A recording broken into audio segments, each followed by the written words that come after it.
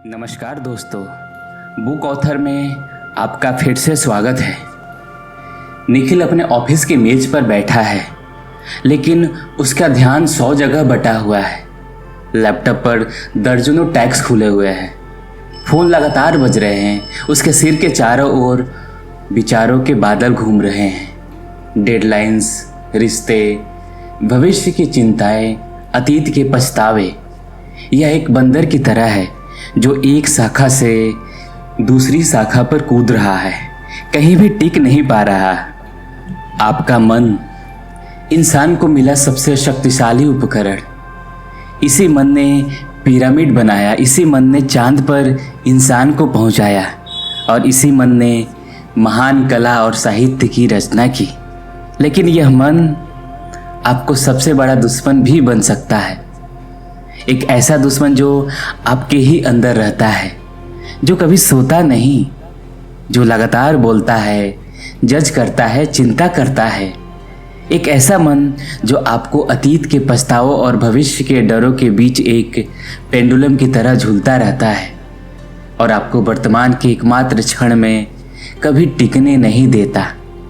हम एक ऐसी पीढ़ी में हैं जिसके पास इतिहास में सबसे ज़्यादा सुविधाएं हैं, लेकिन शायद हम सबसे ज़्यादा मानसिक रूप से अशांत भी हैं।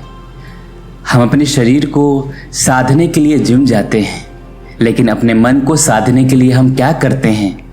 क्या हो अगर मैं कहूँ कि आज से लगभग 2000 साल पहले एक महान ऋषि ने मन को समझने, उसे अनुशासित करने और अंततः उसके पार जाने का एक पूरा वैज्ञानिक मैनुअल तैयार कर दिया था। एक ऐसा विज्ञान जो आपको सिखाता है कि कैसे अपने मन के कोलाहल को एक शांत, गहरी और शक्तिशाली झील में बदला जाए। आज हम उसी विज्ञान की गहराइयों में उतरेंगे। यह विज्ञान ही योग का असली अर्थ है और इस विज्ञान के सूत्रधार हैं महर्षि पतंजलि और उनका अमर कृति है पतंजलि के योगा सूत्र।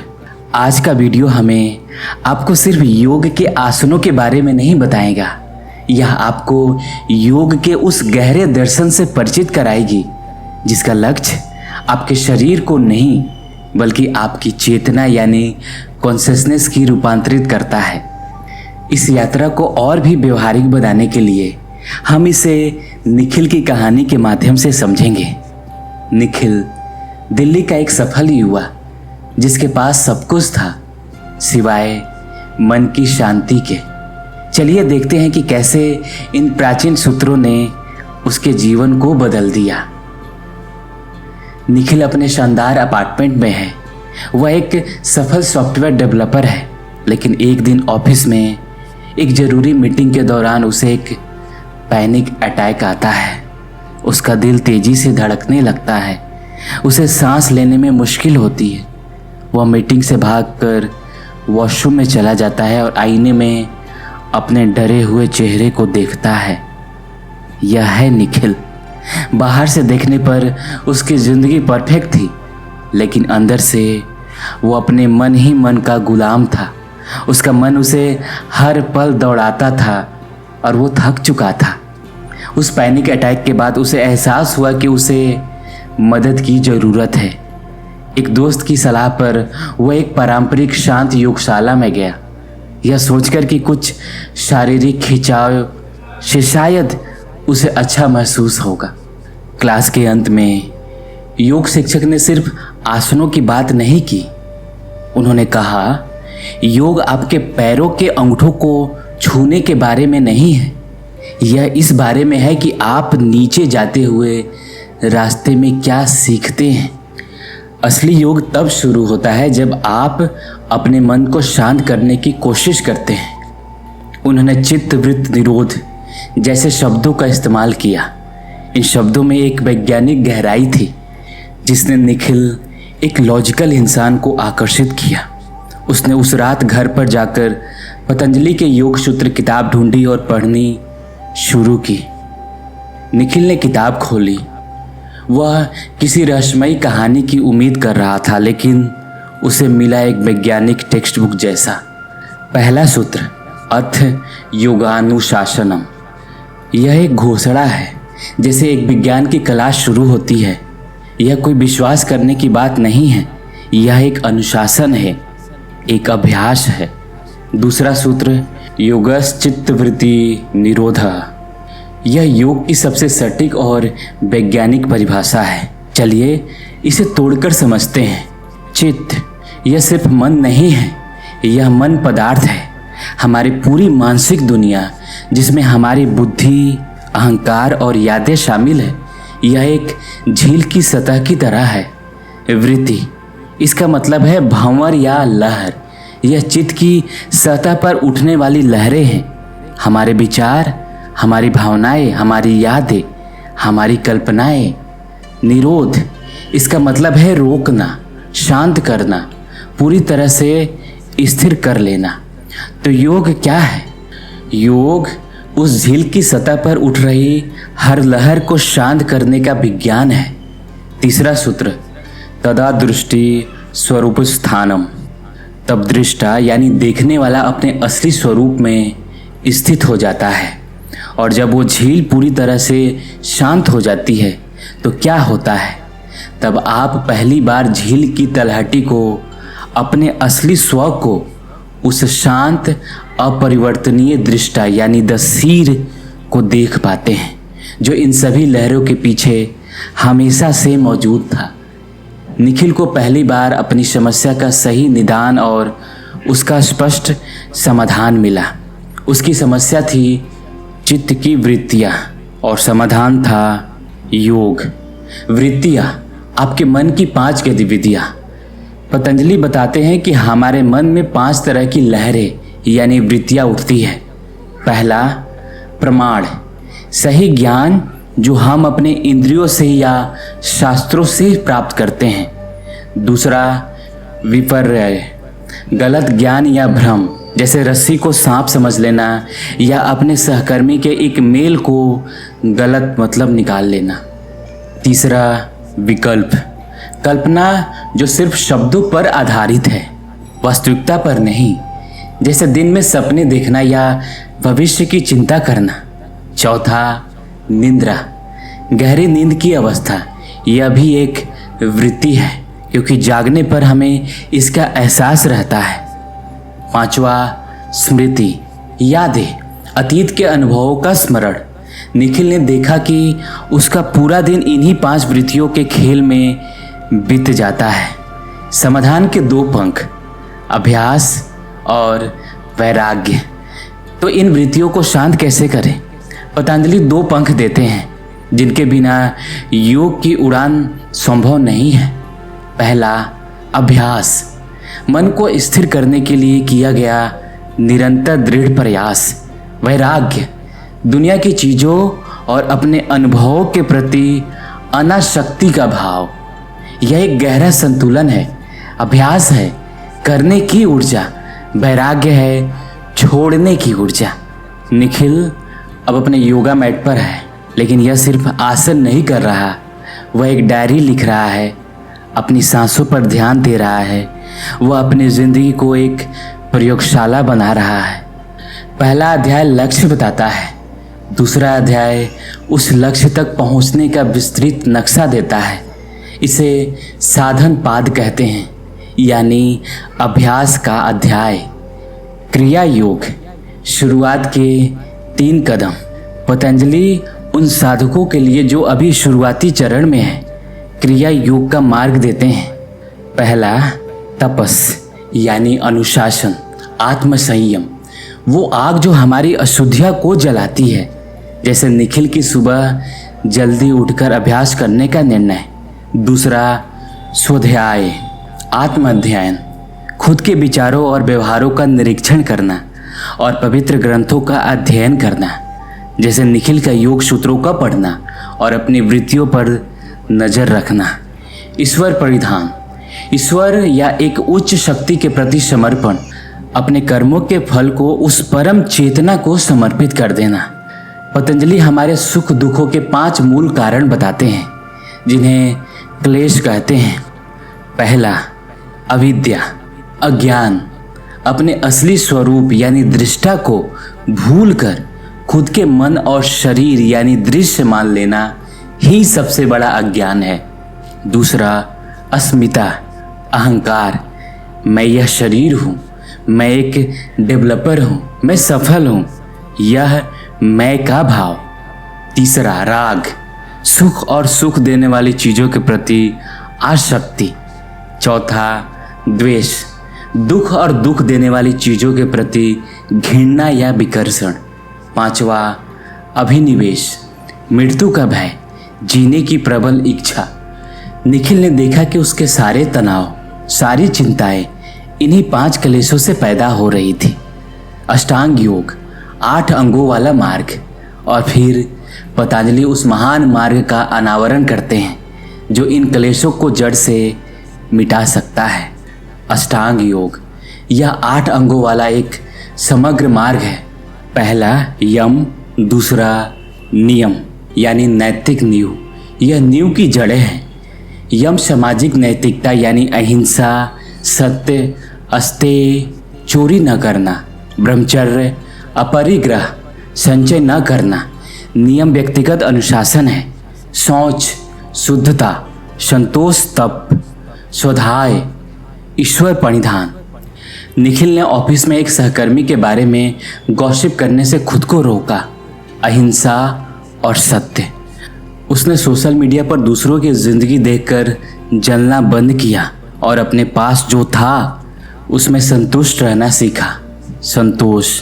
तीसरा, आसन, स्थिर और सुखद मुद्रा। पतंजलि आसनों को घंटों तक कसरत करने के रूप में नहीं बल्कि स्थूर सुखमासनम, एक ऐसी मुद्रा जो स्थिर भी हो और आरामदायक भी के रूप में परिभाषित करते हैं। क्यों? ताकि शरीर ध्यान के दौरान एक बाधा न बने। निखिल का योगाभ्यास अब एक वर्कआउट से एक ध्यानपूर्ण स्थिरता की खोज बन गया। चौथा, प्राणायाम, सांसों पर नियंत्रण। यह सांसों के माध्यम से अपने जीवन ऊर्जा यानी प्राण को नियंत्रित करने का विज्ञान है।